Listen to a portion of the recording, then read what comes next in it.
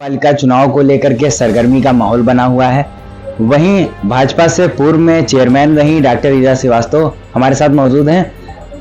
अब कहा जाए कि इस बार भारतीय जनता पार्टी ने इन पर विश्वास न जता करके कहीं और टिकट सौंपा है, तो इसलिए भाजपा से बगावत कर निर्दलीय प्रत्याशी के रूप में पर्चा दाखिल करके आई हैं। जानते हैं क्या कुछ रणनीति है और किस तरीके से पर्चा दाखिल किया गया है। पर्चा तो जैसे दाखिल होता है उस तरह से पूरा नामांकन कराया गया। 3 सेट में हमने नामांकन कराया और हमने अपनी जो जानकारी में थे, जो भी चीज़ें हमारे विषय में, वो हमने सब अपने नामांकन पत्र में लिख दी थी।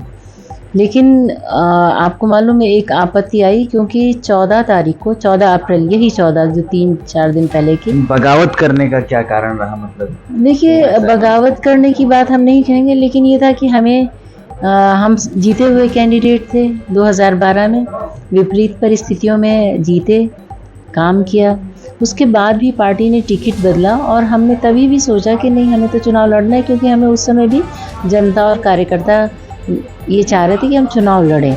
लेकिन क्योंकि पार्टी की इच्छा थी और उन्होंने हमें विश्वास दिलाया कि अगला चुनाव आप लड़िएगा, और फिर जो ये चुनाव आया इसमें भी उन्होंने दूसरा प्रत्याशी चयन किया।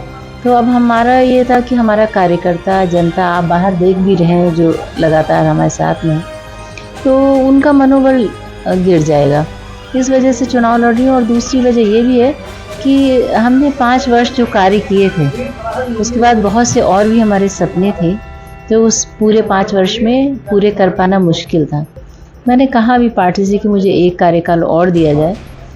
अब ठीक है, वो उनका निर्णय है, फिर मैंने भी अपना निर्णय लिया। आज आपत्तियों का सिलसिला शुरू हुआ है और इन आपत्तियों के सिलसिले में जनता कह रही है कि कुछ FIR की बात चल रही है, तो क्या है ये कुछ FIR का? देखिए, 14 तारीख को, यही 14 अप्रैल, और एक FIR 6:44 पर खीरी थाने में दर्ज हुई, जो हमारे संज्ञान में बिल्कुल नहीं है, क्योंकि हमारे पास ना कोई नोटिस आई, ना पुलिस का कोई फ़ोन आया, ना ही कुछ लिखित में आया, और ना ही हम लोग से कोई पूछताछ हुई। ये जानकारी कहाँ से प्राप्त हुई कि खीरी में FIR दर्ज हुई? आज जो थे उन्होंने ये लिखा कि खीरी थाने में एक FIR दर्ज हुई है हमारे नाम 14 तारीख को, तो हमने उसको अपने पर्चे में नहीं डाला। तो एक प्रारूप साथ में ये भी प्राविधान है कि 6 महीने पूर्व के जो भी हैं, अगर कोई अपराध किया गया है तो उसको ही डालना चाहिए, जो तत्काल में होता है उसमें नहीं डालना चाहिए।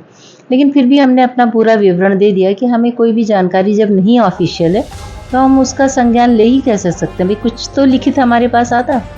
तो इस वजह से हमने नहीं डाला, तो हमारा वो जो है वो मंजूर हो गया और हमारा नामांकन एक्सेप्ट हो गया। जैसे आप कह रही हैं कि जनता ने जो है आपको कहा है कि चुनाव लड़ना है, तो क्या कुछ आपका मन है इस बार कुछ नया करने का, कि जिससे आप हमारे चैनल के माध्यम से आप दर्शकों को बताइए, लोगों को बताइए कि वो आपको जो है इस बार फिर से मैदान में चाहे?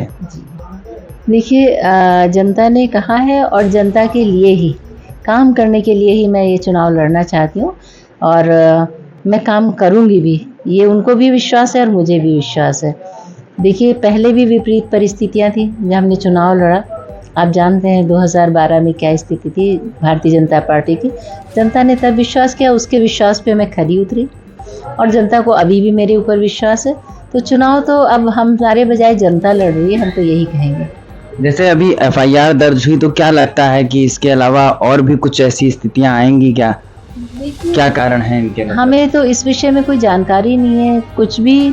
अब ये राजनीति है, कुछ भी अगर आगे होगा तो हम आपको। कौन कर रहा है, मतलब क्या ये तो हम नहीं कह सकते, लेकिन हाँ हुआ है और दुखद है, ये कह सकते हैं। तो ये थी हमारे साथ पूर्व चेयरमैन जो भाजपा से रही डॉक्टर ईरा श्रीवास्तव, जिन्होंने इस बार निर्दलीय पर्चा दाखिल किया। इनका कहना है कि इस बार वो स्वयं नहीं, इनके लिए जनता चुनाव लड़ रही है। अब देखने वाली बात होगी इस घमासान में कौन चेयरमैन की कुर्सी पर बैठता है और कौन इस रेस में आगे बढ़ करके इस रेस को जीतता है। लखीमपुर खीरी से कैमरा पर्सन राहुल के साथ मैं हर्ष गुप्ता, लखीमपुर जिला हलचल।